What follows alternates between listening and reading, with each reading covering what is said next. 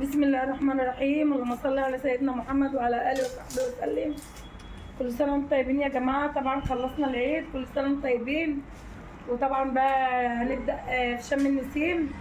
كل سنه وانتم طيبين. طبعا شم النسيم السنه دي جاي بعد العيد ب 25 يوم. يعني ما شاء الله باذن الله تاكلوا فسيخ مرتين في اليوم في الشهر. طبعا جه شم النسيم. طبعا انتم محرومين بقالكم 3 سنين من اكله الفسيخ اللي في الاراضي. طبعا لازم تاكلوا فسيخ ورنجه وسردين في الاراضي. كل سنه وانتم طيبين. وطبعا بتوع اللي بياخدوا في الاراضي ولا الجناين في الحدائق والجناين يا جماعه انا بلدي، انت بتصلح لي في الحدائق والجناين بتاخدوا أكلة الفسيخ والرنجة والسردين والفسيخ المخلي. يا محلاه يا جماله يا حلاوته، حاجة كده آخر جمال. طبعا بقى احنا بنوزن اوردرات عشان اللي عايزينه شم النسيم بيبدأوا ياخدوه. اللي بياخدوا جملة بياخدوه يعينوه في الثلاجات يعني أو بيوزعوه لأصحابه. ما شاء الله تبارك الله. شايفين الجامبو الكبير ده؟ حاجة كده آخر جمال وحلاوة. يا رب احسن سوم يا رب حق جاه النبي. وكل سنه وانتم طيبين. عندنا اسعارنا يا جماعه ما تخافوش. يعني احنا الناس مطلعه سمعه ان الفسيخ ب 400 جنيه. يعني في ناس مطلعه ان الفسيخ عندنا في نبروه ب 400 جنيه. انا ما اعرفش هو في نبروه ب 400 جنيه ولا لا. انا عن نفسي انا ببيع الحبايتين كيلو ب 300 جنيه. ببيع الاربع حبايات كيلو ب 200 جنيه. لا عادي منبقاش يعني عشان الزباين خايفة. بلاش اسعار، ما نخليهاش اسعار. المهم ان انتوا ما تخافوش من الاسعار. الاسعار حلوه بس الوقت حاليا ما اعرفش هتبقى ايه في شم النسيم، لان لسه برضو بنجيب سمك وكده وما نعرفش اسعار ما بتبقاش شكلها ايه.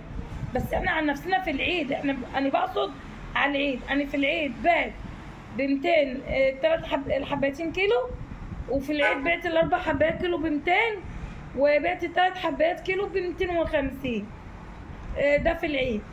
انا بقى ما اعرفش شم النسيم. طبعا لسه هنجيب سمك برضو. واحنا عندنا كنا ملاحين قبل شم النسيم، قبل بعد العيد ما خلص يعني جديد. يعني عندنا سمك جديد. طبعا اللي عايز بقى يرن عليا. عندنا الفسيخ اهو كله جديد ما شاء الله، سمنه بلدي. وطبعا احمد بيخلى اهو حاجه كده فوق الوصف والجمال. شوفوا عامل البرطمان شكله ايه، اقسم بالله ولا الدكتور. عامل البرطمان جميل كده، وعامل الشرايح رصيصه بطريقه حلوه. طبعا برضو عاملين اهو البرطمانات مخلي هي ما شاء الله. راح اوردر. واللي عايز مخلي جمله وقطعي، اللي عايز فسيخنا جميل اهو بألف هنا وصحة وعافية اللي ياكله. كل سنة وانتم طيبين. ويا رب يجعلوا عيد سعيد عليكم اللي عدى، ويجي شم النسيم برضو تفرحوا باليوم الجميل باليوم الحلو. واخواننا الاقباط يفرحوا بعيدهم اللي هو برضو بيبقى في شم النسيم. كل سنة وهم طيبين، ويا رب يجعلوا عيد سعيد عليهم يا رب. والمسلمين والمسيحيين اخوات. كل سنه وانتم طيبين والله. وبيحتفلوا مع بعض. يعني بشوف مسيحيين بيحتفلوا معانا واحنا بنحتفل. كل سنه وانتم طيبين، كلهم اخوات. وطبعا الفسيخ بتاعنا ما شاء الله عليه حاجه كده جميله. عندي جمله وقطعي، عندي توصيل. توصيل يا جماعه زي ما قلت لكم. عشان بصوا انا اللي عايز توصيل يرن عليا.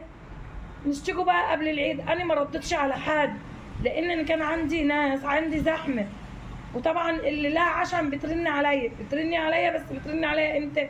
بترن عليا في الموسم. لكن اللي عايز فسيخ ياخده ويعينه في الفريزر، ياخده من الوقت ويعينه في الفريزر.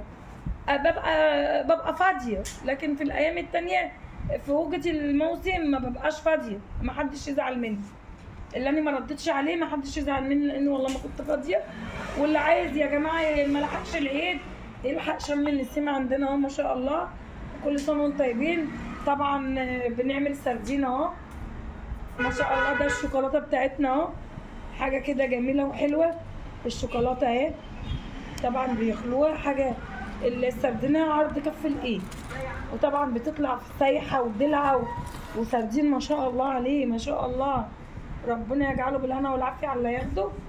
وبنخله برضه.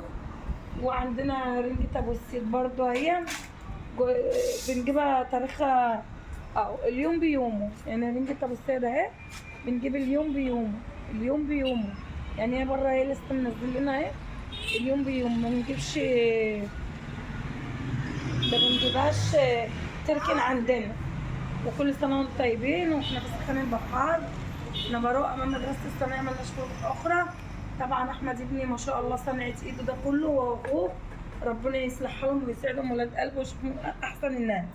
هم اللي بيعملوا بايديهم وهم اللي بيشتغلوا، وانا بقف في المحل ببيع. بيقول لي ده كذا يا ماما، ده حادق، ده دلع، ده سايح، ده ناشف. باخد منه الاوامر وببيع. طبعا هو اللي بيبقى عارف حاجته، لان ما جابش حد لحد دلوقتي اشتغل معاه. ويا رب يديم عليه، ويا رب يديم عليه صحته وعافيته يا رب. طبعا زي ما انتم شايفين الفسيخ ما شاء الله تبارك الله اهو. شوفوا بس البرطمان وجماله وحلاوته. ربنا يجعله بالهنا والعافيه على اللي هياكله يا رب. طبعا التليفون بتاعي ده جديد، مش عارف بقى مصور حلو ولا وحش. كل سنه وانتم طيبين. عندي جمله وقطعيه يا جماعه، وعندي اللي انتوا عايزينه. وعندي توصيل مصر في عبود، واللي عايز يوصل مثلا لحد البيت بيرن عليا واديله رقم سواق يتواصل معاه. ولحد كده وشكرا. ما عندي اكتر.